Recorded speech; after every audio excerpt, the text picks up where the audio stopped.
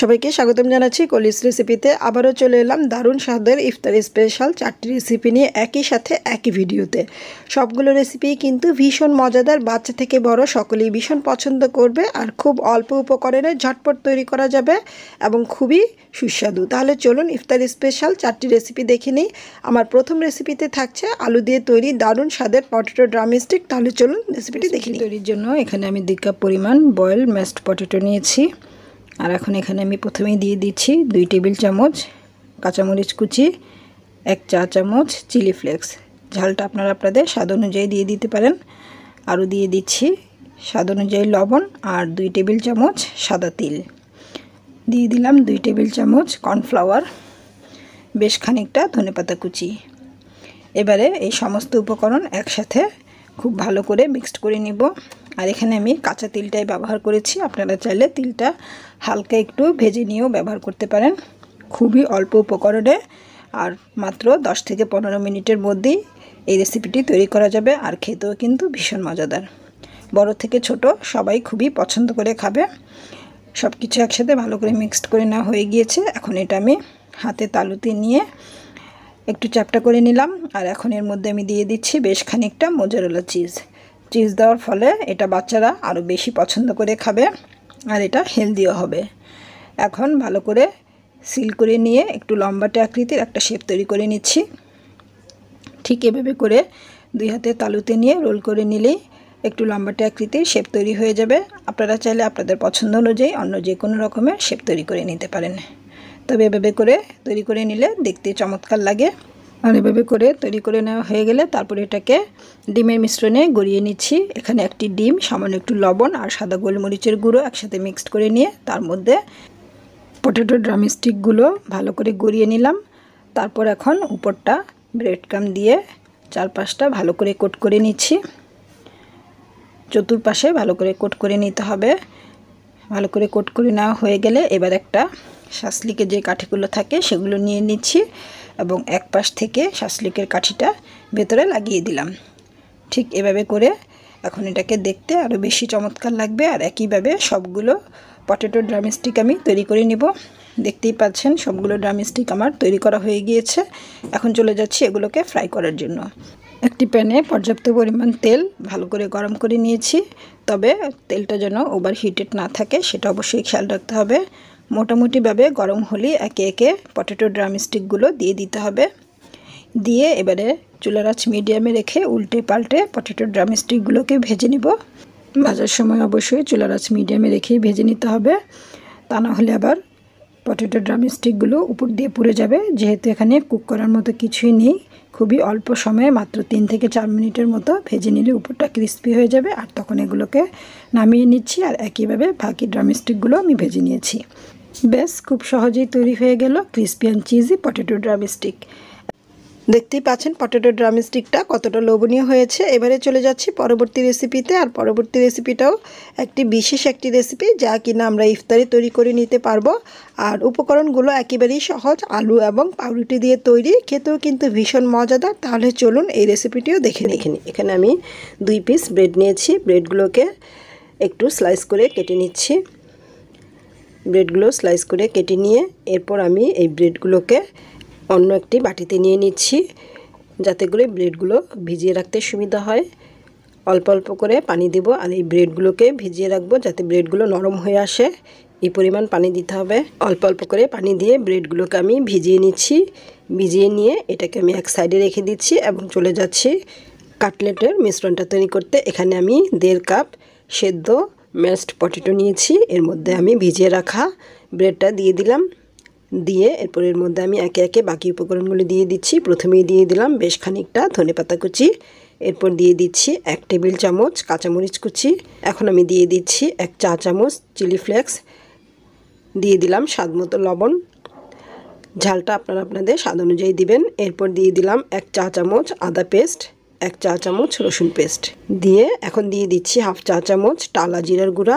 এবারে দিয়ে দিলাম 1/2 চা চামচ গরম মশলার গুঁড়া, দিয়ে দিচ্ছি 1.5 টেবিল চামচ কর্নফ্লাওয়ার। এবারে সমস্ত উপকরণ খুব ভালো করে মিক্সড করে নিচ্ছি। এই কাটলেটটা কিন্তু বাচ্চারা খুবই পছন্দ করে। এমনিতে যদি ব্রেড খেতে দেওয়া হয় বাচ্চারা, সেটা কিন্তু বাচ্চারা খেতে চায় না, তবে আলু এবং ব্রেড দিয়ে যদি এই কাটলেটটা তৈরি করা হয় সেটা কিন্তু বাচ্চারা খুবই পছন্দ করে খাবে এবং খুবই মজাদার এই কাটলেটটা। এবারে সামান্য পরিমাণ মিক্সচার হাতে নিয়ে এর মধ্যে আমি দিয়ে দিচ্ছি প্রসেস চিজ দিয়ে উপর দিয়ে আবারও একটু মিক্সচার দিয়ে একটা ওভাল শেপের কাটলেট তৈরি করে নিচ্ছি। আপনারা চাইলে গোলাকৃতির 4 কোণা কিংবা 3 কোণা যে কোনো রকমের কাটলেট তৈরি করতে পারেন। ঠিক একইভাবে আমি সবগুলো কাটলেট তৈরি করে নেব। আমি সবগুলো কাটলেট তৈরি করে নিয়েছি, দেখতেই পাচ্ছেন আমার টোটাল 8টা কাটলেট হয়েছে। এবারে অন্য একটি বাটিতে নিয়ে নিলাম একটি ডিম, 1/4 চা চামচ কালো গোলমরিচের গুঁড়া, আরও নিয়ে নিলাম 1 চা চামচ কর্নফ্লাওয়ার। এবার সব কিছু একসাথে খুব ভালো করে মিক্সড করে নিচ্ছি। মিক্সড করে নিয়ে এবার কাটলেটটা ডিমে গড়িয়ে বিস্কিটের গুঁড়োতে দিয়ে উপরটা বেশ ভালো করে কোট করে নিচ্ছি। ঠিক একইভাবে আমি সবগুলো কাটলেট ডিমে চুবিয়ে বিস্কিটের গুঁড়োতে কোট করে নিচ্ছি। এবারে চলে যাচ্ছি আমি কাটলেটগুলো ভাজতে। একটি প্যানে পর্যাপ্ত পরিমাণ তেল আমি বেশ ভালো করে গরম করে নিয়েছি।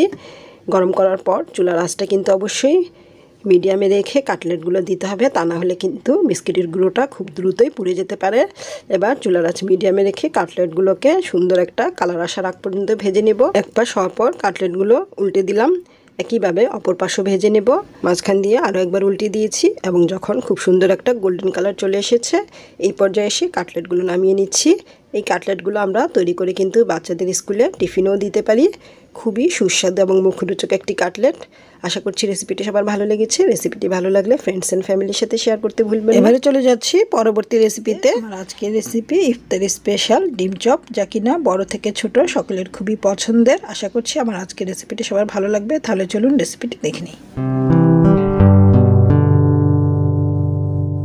রেসিপিটি তৈরির জন্য এখানে আমি 4টি মিডিয়াম সাইজের আলু বয়েল করে ম্যাশ করে নিয়েছি। আর আলুটা গরম থাকা অবস্থায় ম্যাশ করে নিতে হবে, তাহলে খুব সুন্দরভাবে স্মুথলি ম্যাশ হয়ে যাবে। এখন এর মধ্যে দিয়ে দিচ্ছি 1/4 কাপ পেঁয়াজ বেরেস্তা বা পেঁয়াজ ভাজা। আর পেঁয়াজটাকে লাইট গোল্ডেন কালার করে ভেজে নিতে হবে, বেশি কালচে করা যাবে না, তাহলে আবার তেতো লাগবে। এখন দিয়ে দিচ্ছি 1 চা চামচ কাঁচামরিচ কুচি, স্বাদ অনুযায়ী লবণ। এখন দিয়ে দিচ্ছি 1 চা চামচ চিলি ফ্লেক্স আর 1/2 চা চামচ গরম মশলার গুঁড়া, তবে ঝালটা আপনাদের পছন্দ অনুযায়ী কমিয়ে কিংবা বাড়িয়ে অ্যাডজাস্ট করে নিতে পারেন। এরপরের মধ্যে দিচ্ছি 1 প্যাকেট ম্যাগি নুডলসের মশলা। আপনাদের হাতের কাছে নুডলসের মশলা না থাকলে এখানে চাট মশলাটাও ব্যবহার করতে পারেন। এরপর দিয়ে দিচ্ছি বেশ খানিকটা ধনিয়া পাতা কুচি। এবারে সব কিছু একসাথে খুব ভালো করে মিক্সড করে নিতে হবে। আর অনেকেই এখানে আলুর চপ তৈরির ক্ষেত্রে বা ডিম চপ তৈরির ক্ষেত্রে দেখা যায় যে কাঁচা পেঁয়াজটা ব্যবহার করে। ডিম চপ তৈরির ক্ষেত্রে কাঁচা পেঁয়াজটা ব্যবহার করলে দেখা যায় যে ভাজার সময় ডিম চপটা খুলে যায় বা আলুটা বের হয়ে আসে। তাই এখানে চেষ্টা করবেন পেঁয়াজ বেরেস্তাটা ব্যবহার করার কাঁচা পেঁয়াজের পরিবর্তে। আর কাঁচা পেঁয়াজ দিয়ে তৈরি করলে আমরা এটা পরবর্তীতে সংরক্ষণও করতে পারবো। এখানে আমি 2টো ডিম নিয়েছি ডিম চপটা তৈরির জন্য। আর ডিমটাকে বয়েল করে নিয়েছি, মাঝখান দিয়ে কেটে নিচ্ছি। কাটার পর প্রতিটা টুকরোকে আরও 2 টুকরো করে নিচ্ছি, মানে একটা ডিমকে আমি 4 খণ্ড করে নিলাম। একইভাবে 2টো ডিমকে কেটে আমি 8 টুকরো করে নিয়েছি। আর এখন এই ডিমগুলোর মধ্যে উপরে দিয়ে দিচ্ছি সামান্য একটু বিট নুন, আরও দিয়ে দিচ্ছি সামান্য একটু কালো গোলমরিচের গুঁড়া। এতে করে ডিমটার স্বাদটা বেড়ে যাবে। ডিম চপটা তৈরি করার পর দেখা যায় যে যখন আমরা এটা খাই তখন ডিমটা একেবারেই মনে হয় যে লবণ দেয়া নেই, আর সেক্ষেত্রে ডিমটা খেতে ভালো লাগে না। তাই একটু কালো গোলমরিচের গুঁড়া আর একটু লবণ দিয়ে আমরা ডিমটা রেডি করে নিলে ডিম চপটা খেতে আরও বেশি টেস্টি হবে। এবারে বেশ খানিকটা আলুর মিশ্রণ হাতে নিয়ে তার ভেতরে ডিমটা দিয়ে দিলাম। আর ডিমটা দিয়ে উপরটা খুব ভালো করে আলুর মিশ্রণ দিয়ে কভার করে দিতে হবে। আর ঘুরিয়ে ঘুরিয়ে পুরোটা ডিম চপ তৈরি করে নেব, যেন কোনো পাশে ফাটল না থাকে, তাহলে আবার ভাজার সময় কিন্তু ডিম চপগুলো ভেঙে যাবে। একেবারে মসৃণ করে ঠিক এভাবে করে ডিম চপটা তৈরি করে নেব।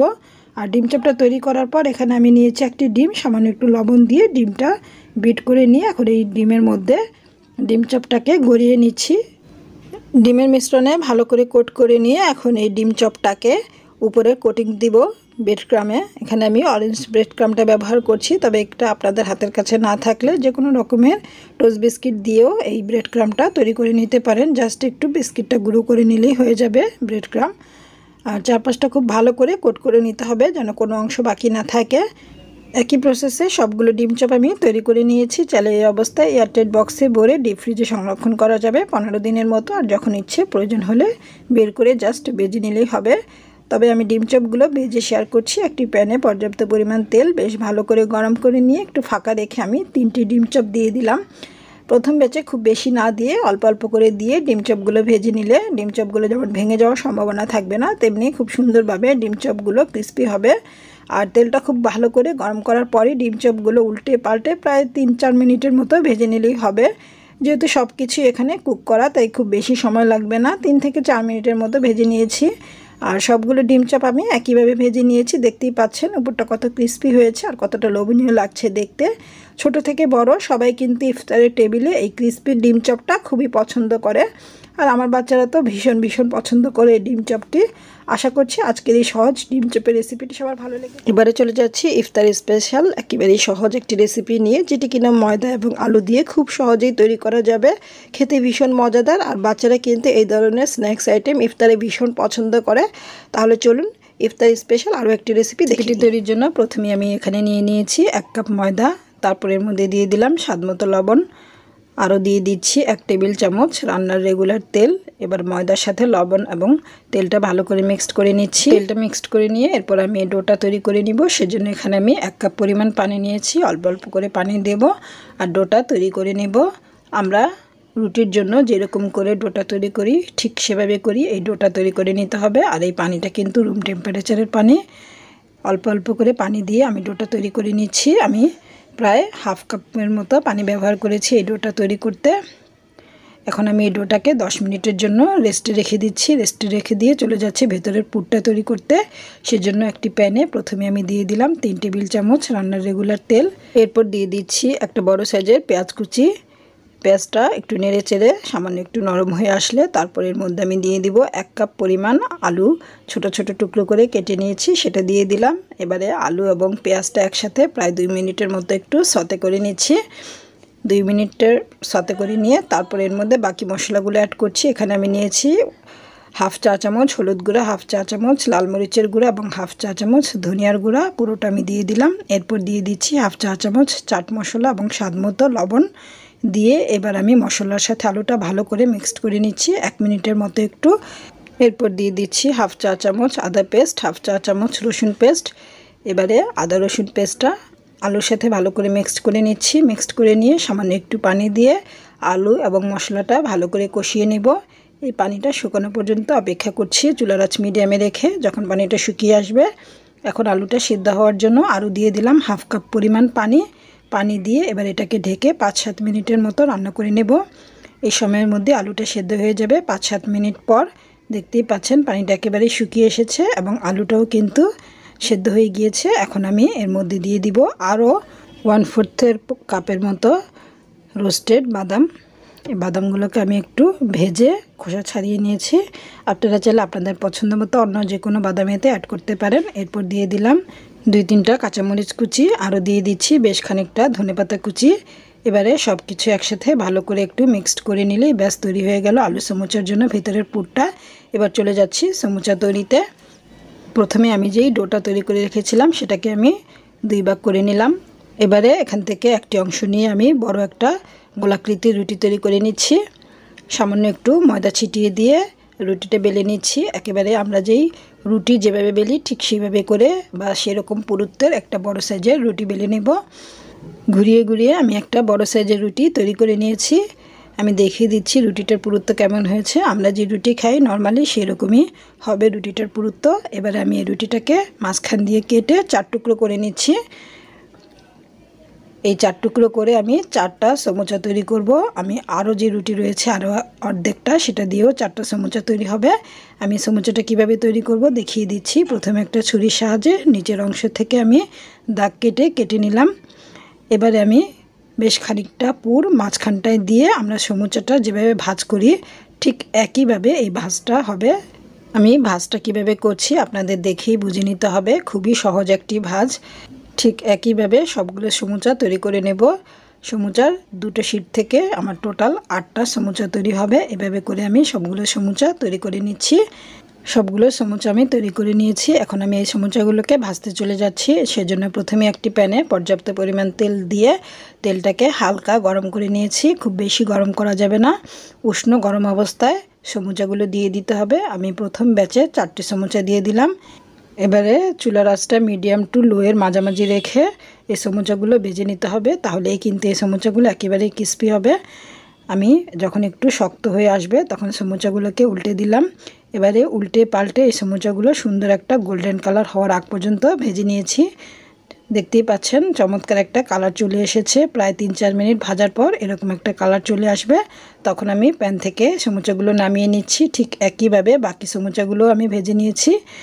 মাত্র 1 কাপ ময়দা আর একটা আলু দিয়ে তৈরি হয়ে গেল ক্রিস্পি আলুর সমুচা। আর দেখতেই পাচ্ছেন সমুচাগুলো কতটা লোভনীয় লাগছে। ইফতারে এই সমুচাগুলো বাচ্চাদের তৈরি করে দিতে পারেন, আবার চাইলে স্কুলের টিফিনে কিংবা স্ন্যাক্স হিসেবেও রাখতে পারেন। সবাইকে ধন্যবাদ জানিয়ে আজকের মতো এখানেই বিদায় নিচ্ছি। সবাই ভালো থাকুন, সুস্থ থাকুন। আল্লাহ হাফেজ।